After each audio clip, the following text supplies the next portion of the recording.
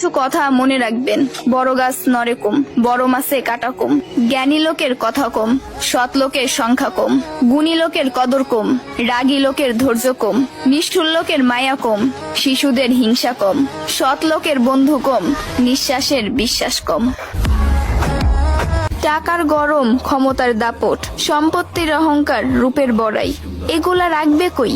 আমার জানা মতে কাফনের তো কোনো পকেট হয় না। একদিন আফসোস করবেন, জীবন শেষ হয়ে গেল কিন্তু কোনো নেক কাজ করা হলো না। আজ শরীরে শক্তি আছে কিন্তু ইবাদত করার ইচ্ছা নাই। এমন একদিন আসবে সামনে, ইবাদত করার ইচ্ছা হবে কিন্তু শরীরে কোনো শক্তি থাকবে না, একটা সেজদা দেওয়ার ক্ষমতা থাকবে না। এখনো সময় আছে, তওবা করে ফিরে আসুন। সন্তান যখন দুনিয়ার সম্পদ দ্বারা ধনী হয়ে যায়, তখন বাবা মা ভয়ে ভয়ে কথা বলে যাতে সন্তান রাগ না করে। আর সন্তান যখন ইমানের দৌলতের দ্বারা ধনী হয়ে যায়, তখন সন্তান ভয়ে ভয়ে কথা বলে যেন বাবা মা রাগ না করে।